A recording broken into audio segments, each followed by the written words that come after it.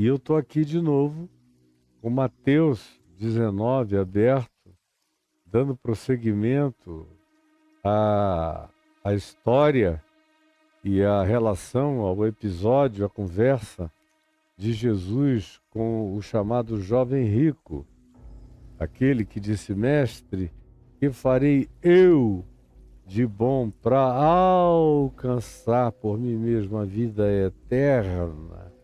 E aí todo o diálogo está aí na nossa plataforma oficial, para você aí mesmo no YouTube verificar nossa última exposição de Mateus, para você não perder a sequência. Pois bem, eu expliquei, fiz a exposição inteira até o verso 22, e hoje nós vamos prosseguir do verso 23 ao verso 30. Se Deus permitisse, eu consegui chegar ao verso 30. Do contrário, a gente prossegue no dia de amanhã na sequência. Afinal, é uma sequência, minha gente. Então, olha só. Verso 23 diz: Então disse Jesus aos seus discípulos: Por que e quando?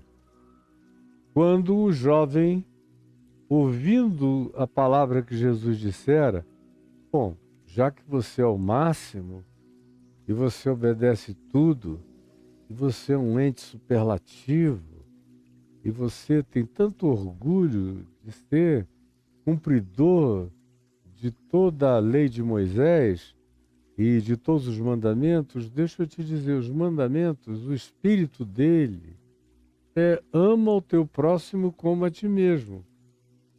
O espírito dele deveria ser, se não houvesse tanta dureza de coração, tanto empedernimento espiritual, o espírito da lei faria com que todo mundo se tornasse bom. O problema da lei, mais do que ela, sou eu. Sou mau, sou perverso, e sou egoísta, e sou narcisista, e sou autocentrado, e sou orgulhoso, vaidoso, que carrego um rei na barriga, e acho que eu tenho um direito de supremacia e supremacismo sobre os demais seres humanos. O problema sou eu. O problema da lei é você. Então, Jesus disse: olha, já que você diz que a lei é o mais barato e que você a obedece assim com os pés nas costas, então leva isso até as últimas consequências, meu filho. Já que você quer ser perfeito, então vou te dizer qual é a perfeição a qual a lei nos induz. Quando a síntese dela, o resumo dela é: ama o teu próximo como a ti mesmo. É o que tu desejas para ti mesmo, propõe e pratica em favor do teu próximo. Minimamente isto. Minimamente isto. E Jesus já tinha feito uma súmula de tudo muito mais sofisticada, quando disse que o espírito de todas as coisas é proativo. E ele disse que o resumo de tudo é aquilo que tu queres que o próximo, que o outro te faça, faze tu primeiro a ele. Propõe isso com os teus atos a ele, com o que tu tens, com o que tu sabes, com o que tu podes, com o que tu alcanças. Propõe primeiro a ele. E aí, bem-aventurado será ele se entender e responder do mesmo modo, no mesmo nível, na mesma perspectiva, com a mesma graça devolutiva, de prática de amor, de manifestação de fruto, bom para ele. Agora, se ele não fizer nada, você não vai ficar duro, empedernido com um coração de pedra, só dizendo: eu faço o bem para os outros, mas eles nunca respondem igualmente para mim, então eu vou parar, vou adotar um coração de pedra também. Então você é um tolo, é um idiota, se candidatando a nivelar sua vida por baixo, no nível egóico, no nível do inferno, no nível dos animais perversos, porque até os animais não praticam isso, que os humanos conseguem praticar, fazendo com que qualquer besta fera se torne uma noviça, porque eles têm tempo para parar, eles comem, se satisfazem, eles descansam, eles não atacam por atacar, eles têm outras razões instintuais que não tem nada a ver com volúpia, ganância, sentimento de posse, de dominação, supremacismo. Um leão não ataca um outro animal menor só para dizer: eu vou mostrar que quem manda aqui sou eu. A menos que ele esteja com fome ou o outro se torne uma ameaça. Do contrário, não existe essa comparação. Nós somos seres muito mais doentes do que aquilo que não está presente na totalidade da criação, até porque eu não posso olhar para a criação com os olhares morais adoecidos da humanidade. Para eles são respostas instintuais. Para mim é que a ação tem natureza moral e é transgressão ética e tem a ver com doença de natureza emocional, psicológica e espiritual. São os transtornos da minha pecaminosidade essencial que produzem as anomalias da nossa existência. Então, quando Jesus disse a ele: se tu queres ser perfeito, deixa eu te dizer o que te falta fazer para tu botares o último diadema aí na tua coroa de glória que você acha que você mesmo, como um Napoleão da obediência, pode vir a se autocoroar, porque tudo sou eu fazer, eu alcançar, eu me autocoroar. Então vamos fazer o seguinte: vai, vende tudo o que tu tens, dá-o aos pobres e tu terás um tesouro no céu. E depois de fazer isso, vem e segue-me. Para também dormir em cavernas, não ter onde reclinar a cabeça, comer de fato o pão nosso de cada dia, que é trazido com graça, que é servido pelo amor dos gratos a você, e enfim, vem e segue-me. E anda no mesmo caminho que outros estão andando. Aí quando ele ouviu aquilo e pensou nas suas muitas propriedades, nos seus palácios e palacetes, nos seus campos e fazendas, nos seus poderes extraordinários, no que ele tinha e que sobrepujava a posse de muitas outras pessoas, e porque ele tinha muito, havia alguns que tinham bem menos, e enfim, e ele lá no fundo do coração sabia e tentava barganhar, fazendo obediências religiosas exteriores e tópicas à lei de Moisés, porque ele sabia, na latência mais profunda do seu coração, que o que ele tinha porque outros tinham deixado de ter, porque a gente nunca cresce indiscriminadamente em riqueza e poder sem que isso aconteça às custas do empobrecimento de alguns. De modo que se sobra muito para mim é porque falta bastante para outro. Isso é uma lei da vida, a terra é limitada, a natureza também.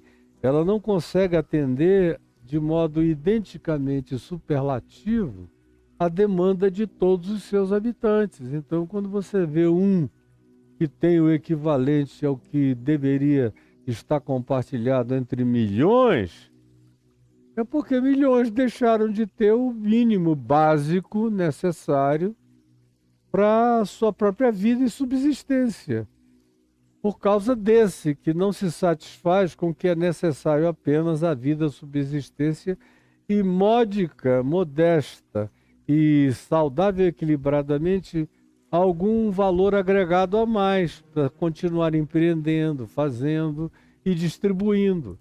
A maioria dos que conseguem demais e muito, muito demais e superlativamente mais são justamente aqueles que contribuem muito menos com a totalidade da vida e com a necessidade humana em geral. Você, em geral, descobre que quem adota mais é quem não pode quase criar nem os filhos que gerou, que quem socorre mais de perto o próximo é aquele que faz esforço pela sua própria manutenção e sobrevivência. Os mais generosos que eu tenho conhecido nesses 70 anos de vida são pessoas que não tinham muito, que dividiram o pouco que tinham com alguns, e alguns até que não tinham nada, mas viram na necessidade do outro uma impotência maior do que a deles, e assim o fizeram, compartilhando. Isso é o que a vida conta, a existência narra essas histórias com muito mais abundância. Às vezes você vê um rico, riquíssimo, dizer, olha, eu estou dando metade dos meus bens para obras e ONGs, para manutenção da sustentabilidade planetária, isso e aquilo, que é ótimo. Mas você vê que o que ainda lhes sobra dava para sustentar no padrão de vida palaciano deles 20 gerações, 30 gerações adiante. Porque tem uma coisa estranha na natureza humana. O indivíduo está sempre fazendo leis de compensação quando ele não se acanalhou e quando não se dessensibilizou de vez, ele tenta fazer compensações. Do tipo, eu vou ter um volume extremamente maior. Vou tentar compartilhar alguma coisa com alguns. E vou fazer algumas compensações, geralmente de natureza religiosa. Geralmente. Outros optam por associações com entidades humanísticas reconhecidas, o que equivale a uma espécie de associação de natureza religiosa também. Vou aderir a alguns padrões politicamente corretos de sobrevivência, de sustentabilidade, disso, daquilo, vou botar uma grana aqui também. Mas o que sobra ainda é de uma desproporcionalidade extraordinária. Eu, pessoalmente, fico grato por qualquer coisa que caia da migalha, das mesas desse pessoal, porque tem gente que nem migalhas tem. E eu estou visando e interessado na calamidade humana, acima de tudo. Mas lamento muito que o indivíduo, tendo tanto, ainda faça economia do absurdo, compartilhando apenas algumas coisas que lhe abrandam a consciência latejantemente culpada, em outras ocasiões patentemente culpada. Mas tem sempre algum jogo interior, psicológico, existencial, que é o que Jesus detecta em todo mundo. Detecta. Tem um joguinho, tem um toma lá da cá, tem movimentos de busca de compensação, de diminuição do gap visível. Mas, quando ele propõe a cura definitiva, quando ele diz, olha, você veio sem nada e vai voltar sem nada, amealhou tudo isso. Se você quiser realmente ser um humano, absolutamente humano, segundo Deus, segundo eu, então faze como eu faço. Vai, vende tudo que tu tens, dá aos pobres e terás um tesouro nos céus, e depois vem e segue. Aí o cara ficou muito zangado. Como a gente viu no texto de Matos, diz que ele ficou irritado. Ele ficou com raiva de não ter alternativa, de dizer, não, eu amo tanto de fato. Ele teve que se entregar. Ele teve que se apresentar, ele teve que se manifestar. Ele se fenomenologizou. Ele apareceu diante de Jesus, de si mesmo e de todos. E ainda se deixou ungir pela raiva. O jovem, tendo ouvido esta palavra, o texto de Mateus é mais generoso, diz: retirou-se triste. O de Marcos diz que ele ficou imensamente irritado por ser dono de muitas propriedades. Muito.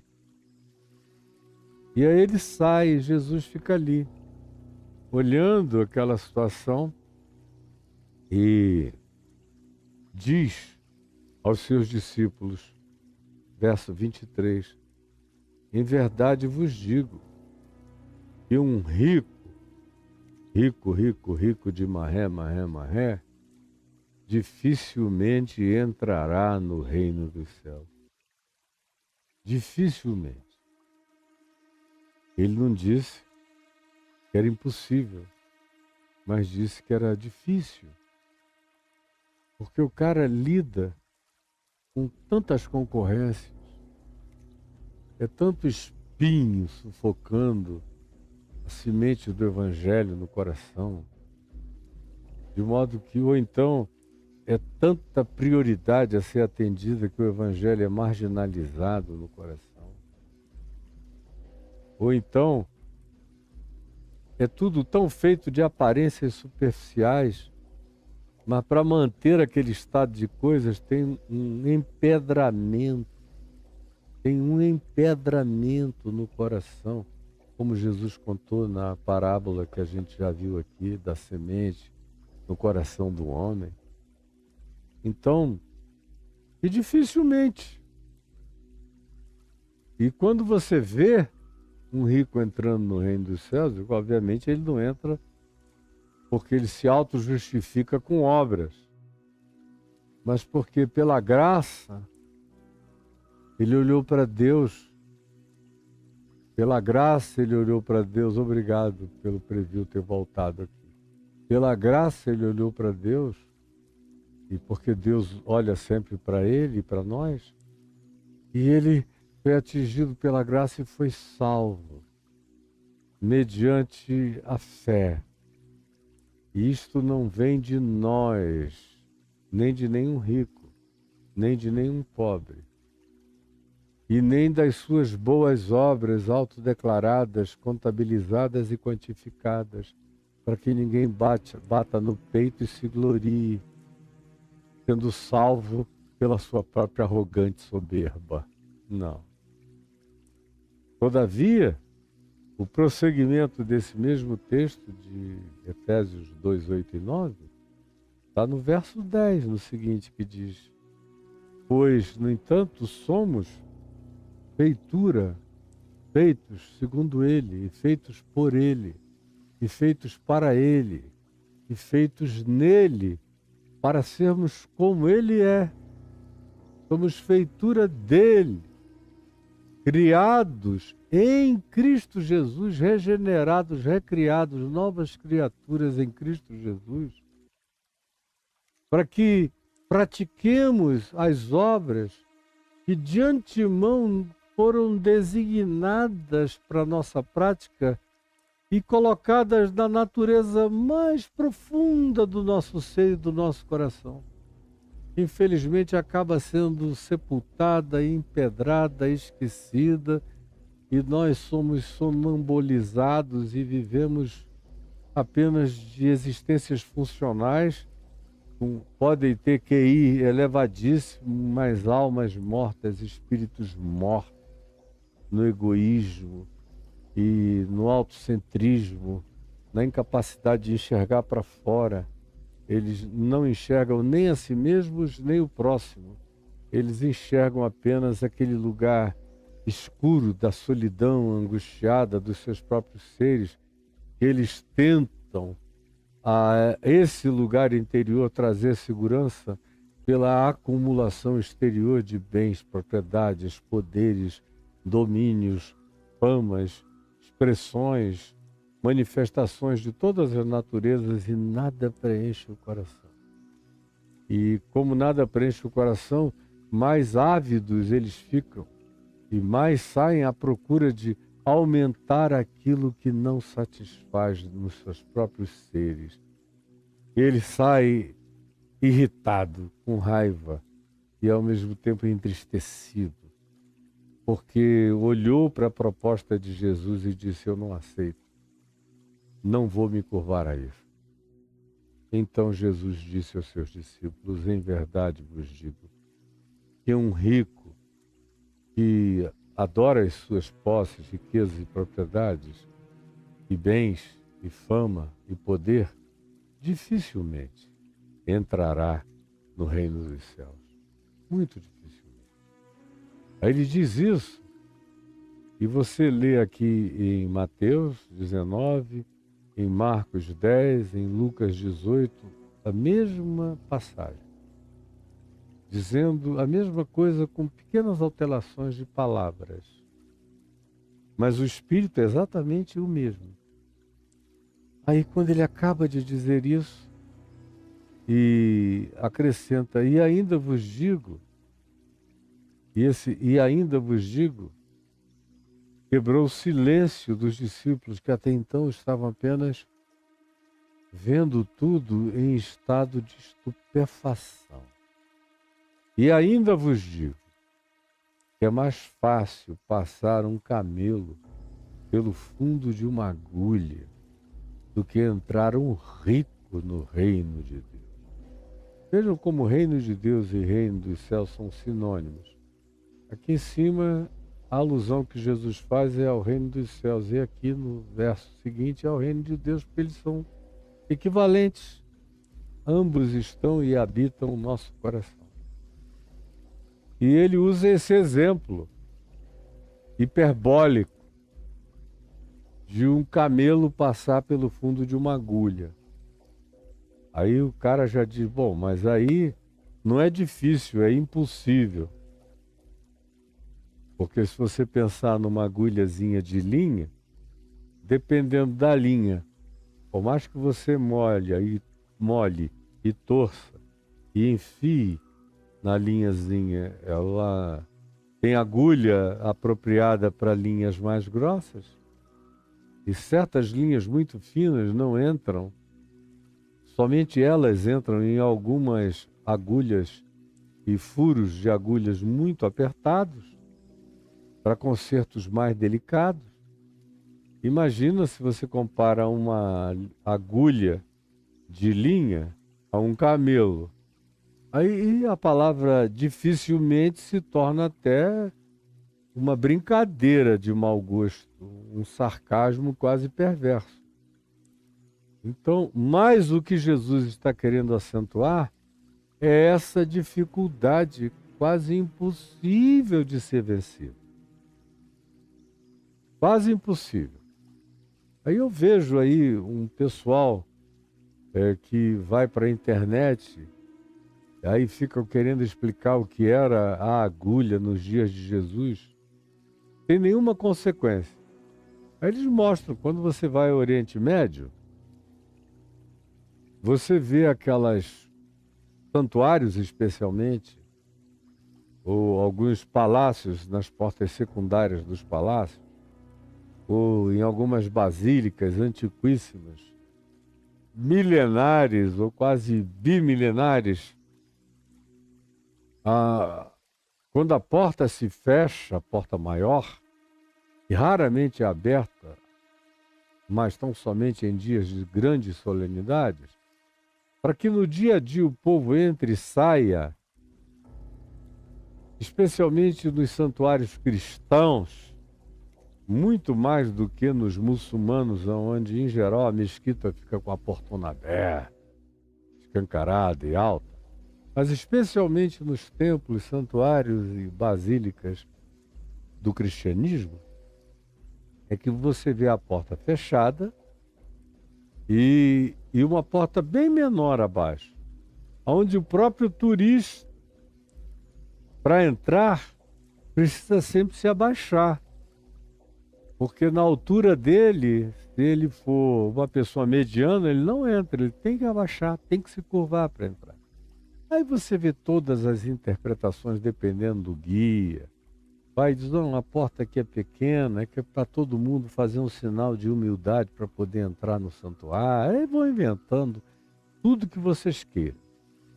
Agora, originalmente, aquelas portas foram colocadas porque havia muitas caravanas que iam passando no passado, muito irreverentes, e o lugar lá dentro era muito bonito, muito bem feito, muito atraente. E havia gente que vinha e que não tinha confissão de fé do cristianismo religioso e entrava nos seus camelos,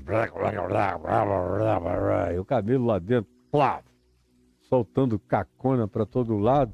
Então chegou uma hora em que eles decidiram manter tanto a porta principal fechada quanto abrir apenas uma que tem o desenho para a possibilidade da entrada de um ser humano sozinho.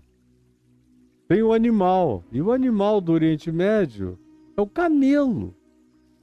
Acima de tudo, nas caravanas então nem se fala.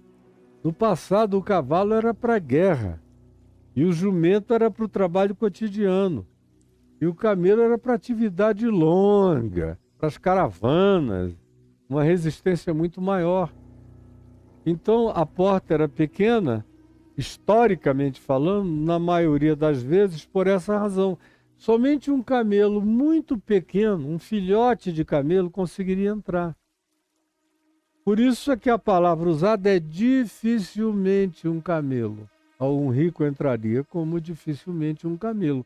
Um camelo para entrar adulto, com a postura de camelo, não entraria. E se abaixasse, ainda assim, as corcundas dele são tão altas que ele não passa também, nem ele, nem um dromedário. A menos que seja um filhotinho de camelo, aí tem mais ou menos a altura de um homem que se agache, conseguiria passar, mas o estrago seria mínimo lá dentro. Agora isso aqui é só uma hipérbole. Não tem nenhuma importância. Tanto faz como tanto fez. O que Jesus está dizendo é que se o cara é rico, com glória de rico, com mente de rico, com amor ao dinheiro, com paixão pelas suas propriedades, com orgulho de tudo que possui, que faz culto a tudo que amealhou e angariou, e que coloca isso antes de tudo. Isso vem antes da mulher dele. Quando o cara é rico, rico, rico mesmo, meu Deus, a riqueza vem antes da mulher.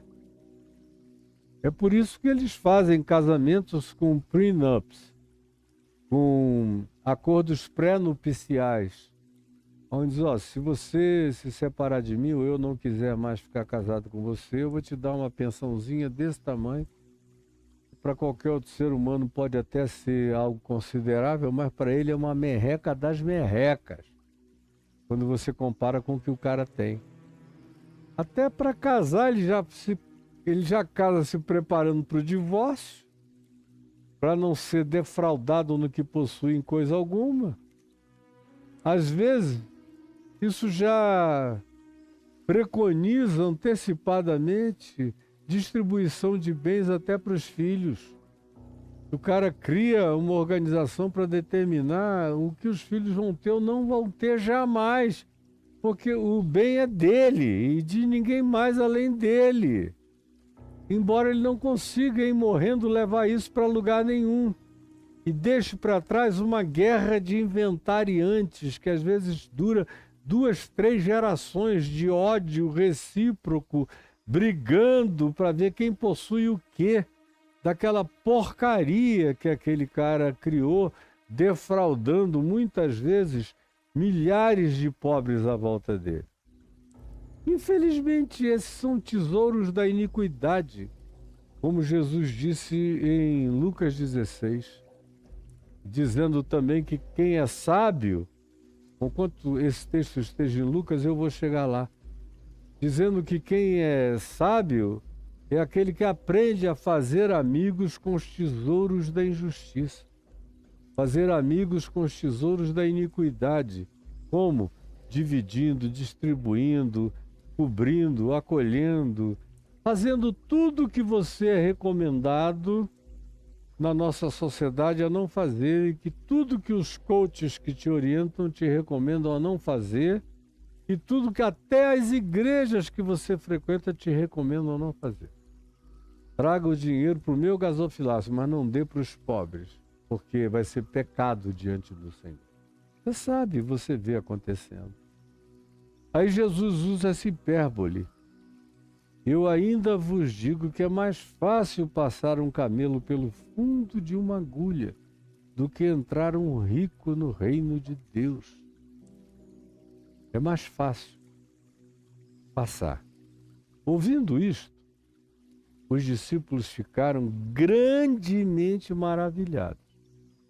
E não foi maravilhado de dizerem assim uns para os outros: meu Deus, como é linda a palavra do Evangelho, como é linda a sabedoria de Jesus, como é lindo esse ensino de solidariedade, de amor, de graça, de compartilhamento, de bondade generosa, como é lindo. Não.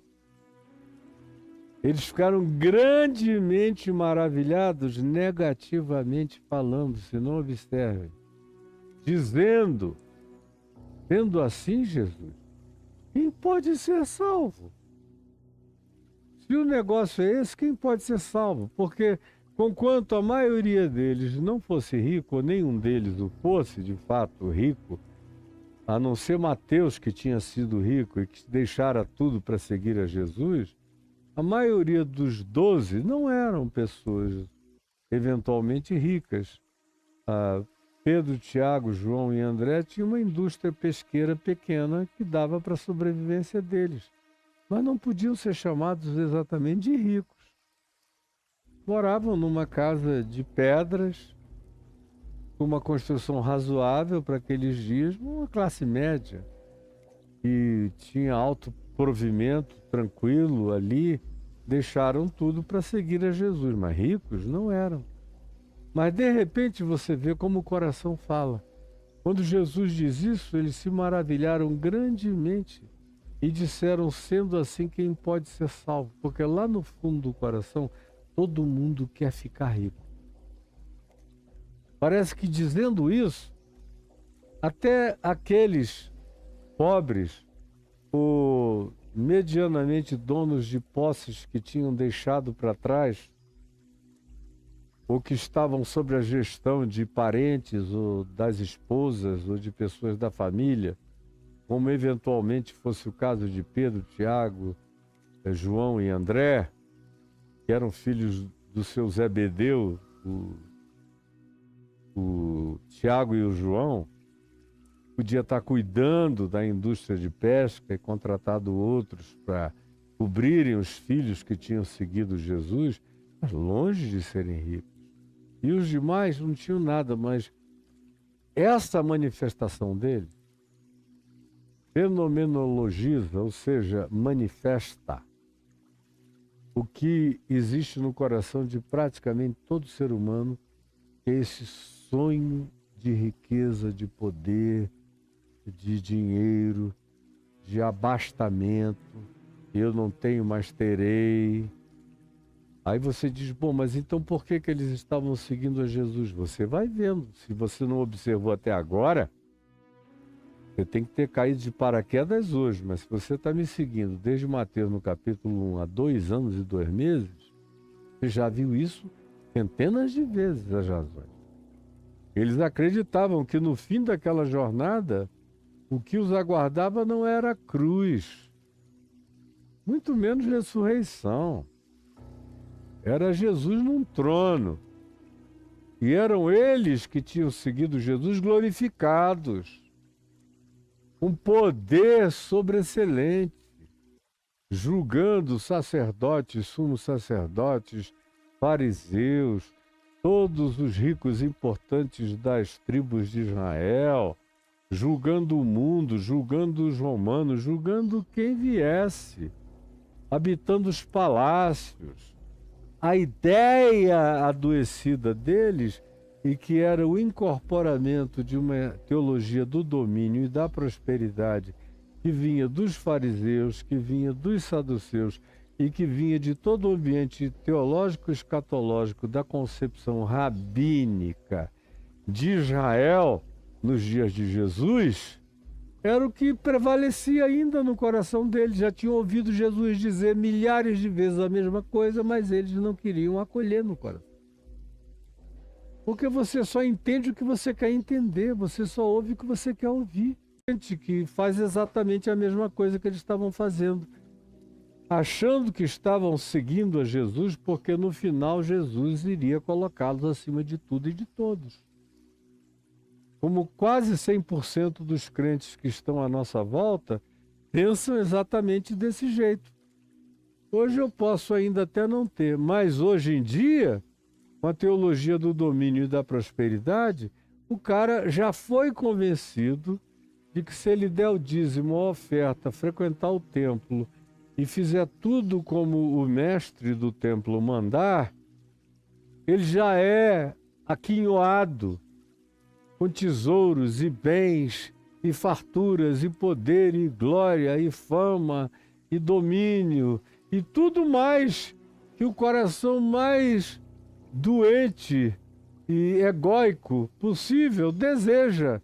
O deles, em nome da espiritualidade, como era o caso do jovem rico, escondido sob o manto de obediências, desejava perversamente a mesmíssima coisa. Então, sendo assim, quem pode ser salvo? E nós? Aí você vê em Marcos 10, eles dizendo e nós. É explícito em Marcos 10. Ou em Lucas 18, e nós? Porque eles eram de classe média, baixa e gente de classe pobre. Mas essa ambição pelo poder e pela riqueza, ou essa glorificação de quem tinha dinheiro, poder e riqueza, estava presente no coração de todos eles, como está presente no seu também. Aí, escondidinho, latente, mas presente. E é o desejo da grande maioria é chegar e alcançar isso.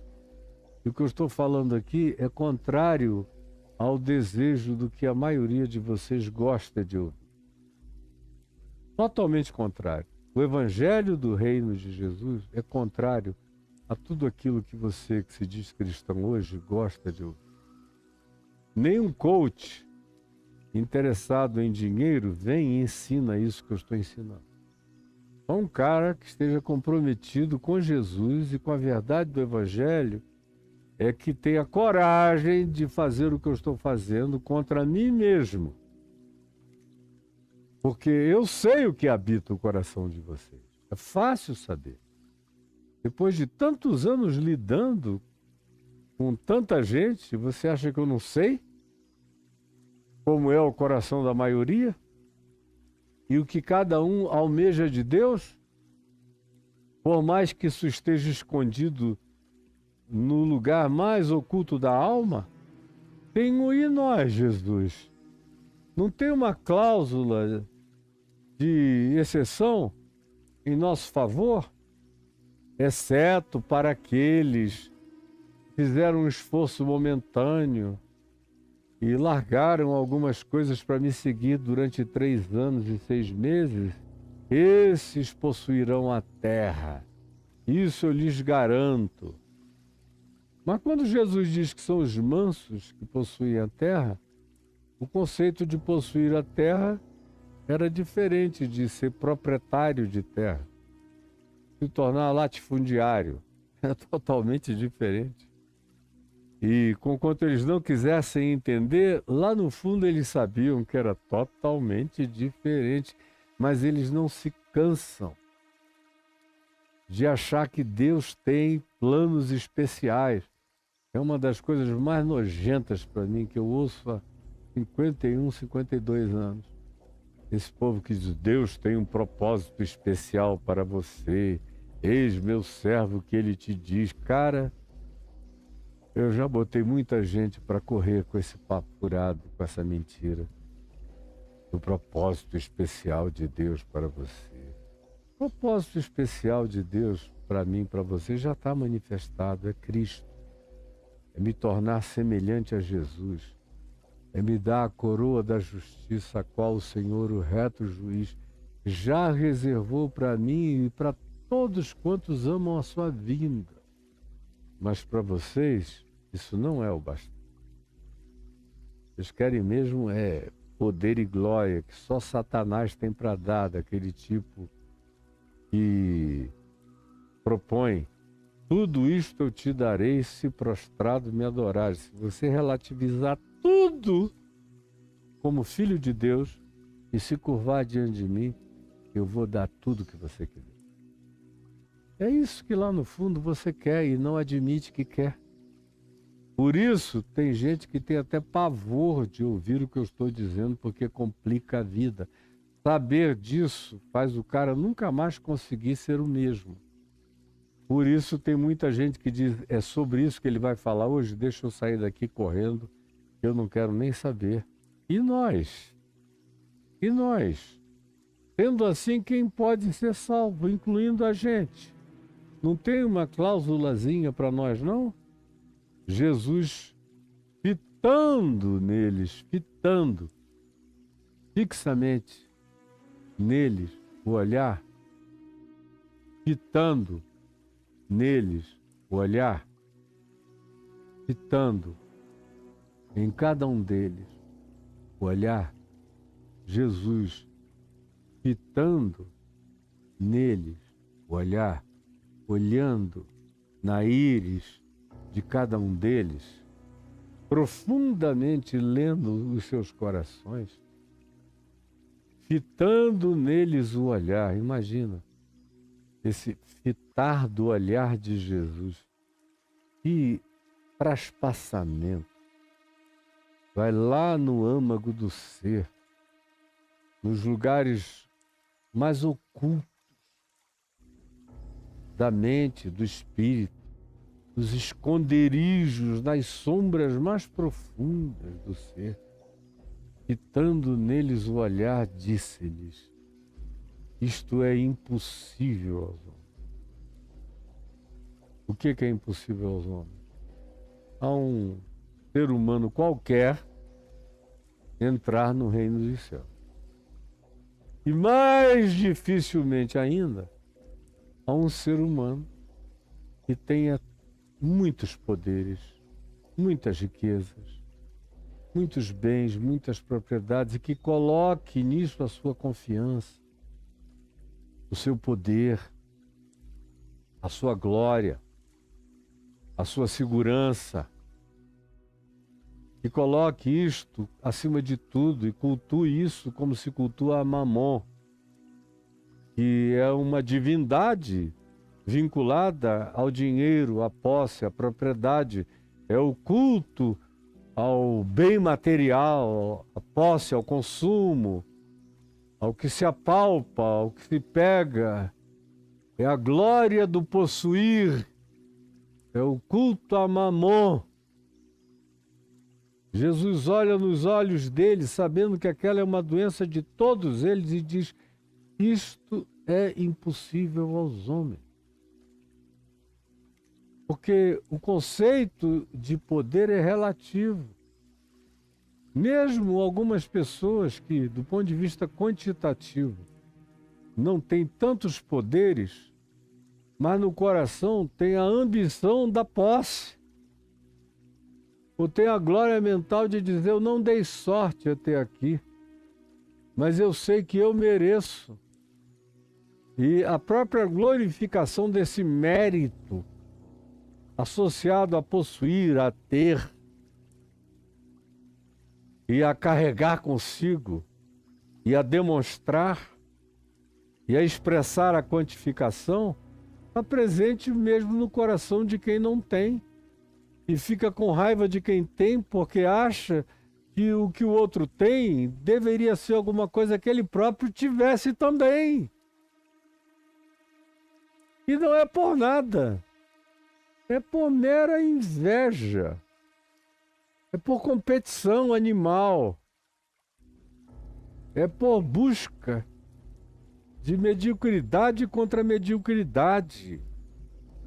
É por valorização daquilo que se manifesta como quantidade, e como posse, e como reserva, e como poupança, e como elemento materializável que a gente possa sentar e dizer como aquele que Jesus chamou de louco aqui no Evangelho de Lucas, que é o indivíduo que amealhou, somou, ganhou, teve, até o dia em que ele sentou e disse: ó, minha alma, regala-te, alegra-te, porque agora tu tens bens para muitos e muitos anos, para muitas e muitas gerações. E Jesus, olhando para essa figura, está presente no mundo para todo lado, mas que na descrição dele era uma projeção imaginária para criar um holograma de visualização na mente dos seus discípulos, chamou de louco, ó louco. Ouviu uma voz dos céus dizendo: ó louco, e o que tu tens? Para quem será? Para quem ficará? Tu não sabes de absolutamente nada. Podes amanhecer já partido do espaço-tempo, duro, morto para ser sepultado, tirado da cama e jogado numa vala. E aí o resto é briga pelas tuas posses, seu idiota, seu louco, seu tolo. Foi como Jesus o chamou. E nós? E Jesus disse: isto é impossível aos homens, a qualquer um de vocês. Mas a salvação não vem de vocês, vem de Deus. Mas de Deus e para Deus, tudo é possível. Até a salvação de vocês, que não têm nada. Vocês acham que estão sendo salvos pelo quê? Por não terem nada? Não, aos homens, entrar nessa graça é impossível por conta própria. Porque quem não é rico de bens que possua e que contabiliza, é rico de arrogância, mesmo daquilo que não possui, mas acha que é seu mérito possuir, e que sente ódio do mundo e da existência, de Deus e de tudo que possa ser por ele concebido como existente, porque não lhe favoreceu ter aquilo que ele merecia.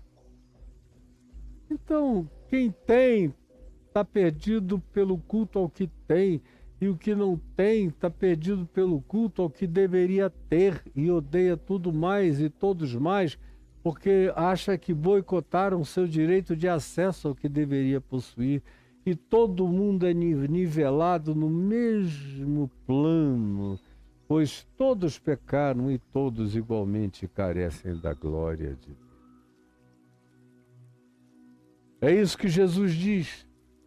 Então lhe falou Pedro: eis que nós tudo deixamos e te seguimos.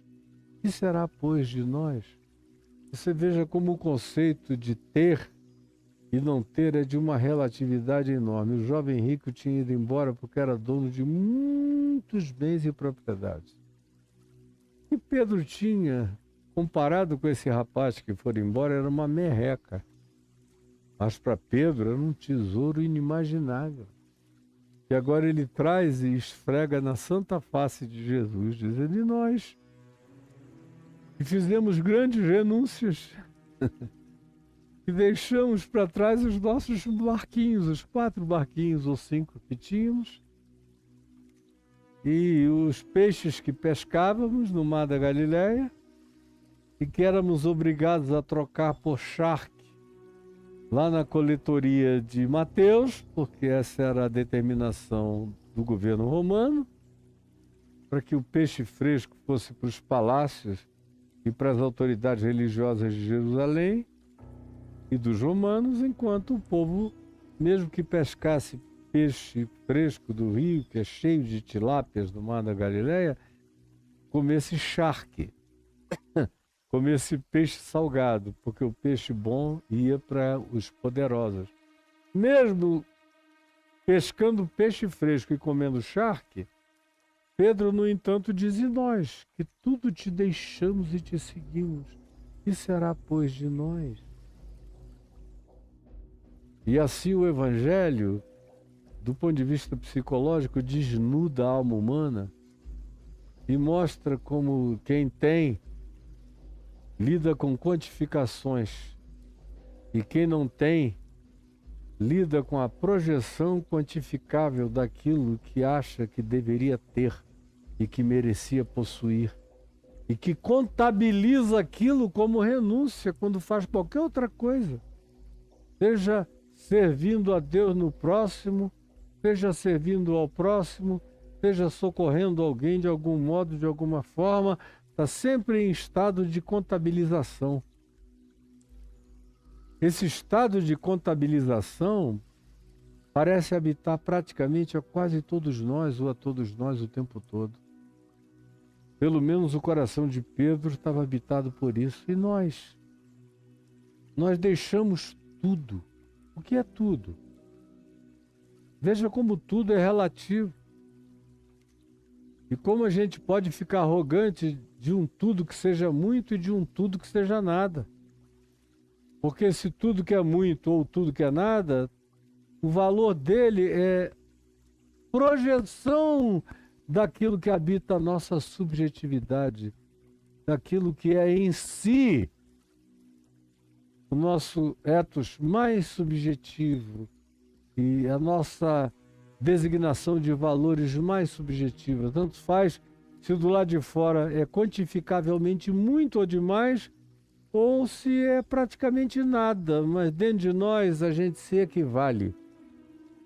Como eu acabei de dizer, citando Romanos 3, a gente se equivale, porque todos pecaram e todos igualmente carecem da glória de Deus. E nós? Bom, eu vou deixar essa resposta do "e nós" para amanhã, porque aqui a 1 hora do TikTok já se foi.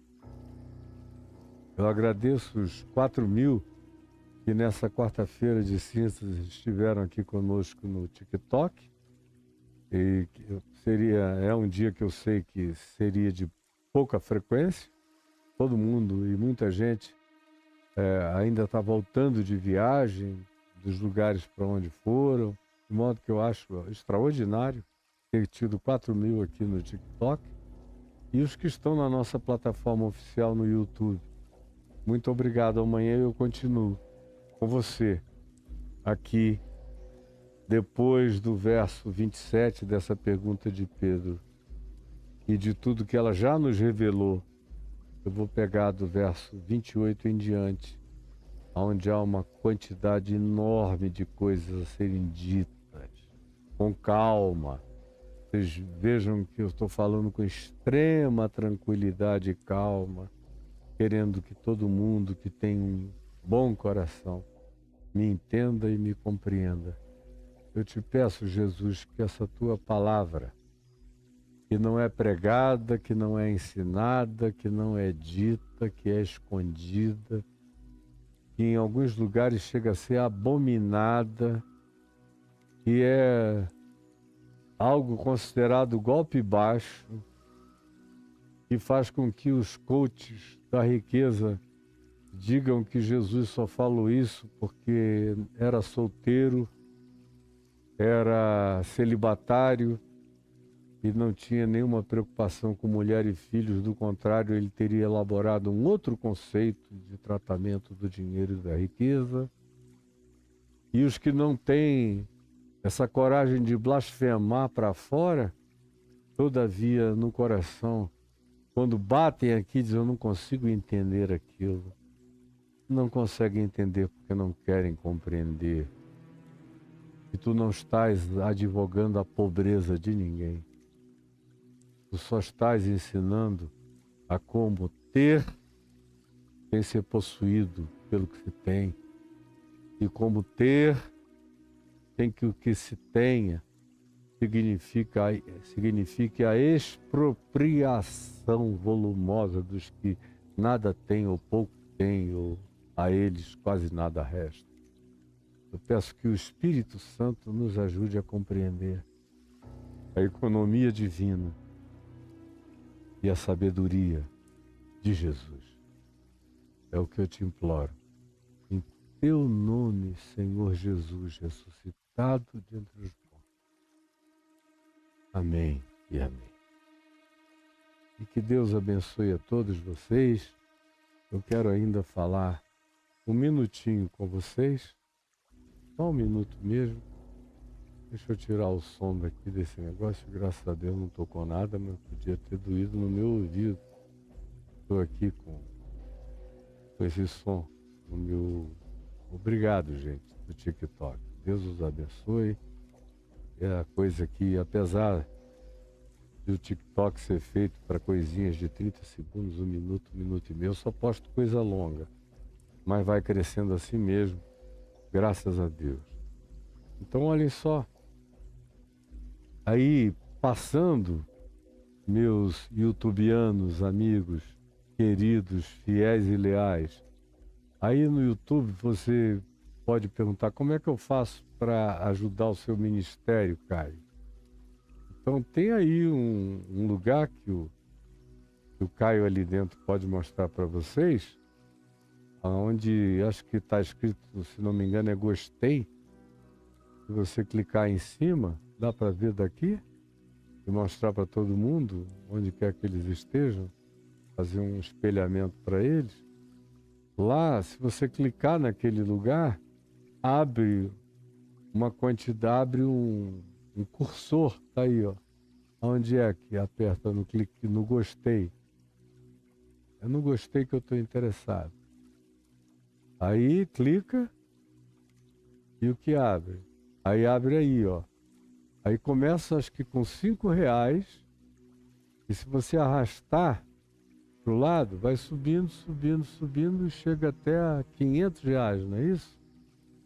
Para quem quer usar o próprio YouTube para mandar uma oferta para manutenção deste ministério, está posto aí no próprio aparelho, no device, na plataforma. Está colocado aí para você não ter nem que sair da plataforma e ajudar. Aí só clica no azulzinho e manda, tá bom? Agora, o botão é obrigado. É o botão obrigado. Você pode ir e usar esse botão do YouTube. Agora tem um Pix que passa aí também. Esse Pix que está passando é de ajuda ao meu ministério. É o Pix do CNPJ, contribua com o meu ministério. E é o que eu faço. É a minha vida. Eu prego e eu não ganho nada do caminho da graça, nem em Brasília, nem em Brasil, nem de qualquer outro grupo no exterior, de lugar nenhum. E no passado eu já recebi até ajuda do caminho da graça. Mas há muitos anos eu vivia só dos meus direitos autorais. E depois nem mais dos direitos autorais. De modo que o meu ministério sempre foi sustentado por terceiros. Pessoas que são abençoadas, que ficam gratas e felizes e dizem: eu quero que sua mente cresça. Porque não sou só eu fazendo, eu sou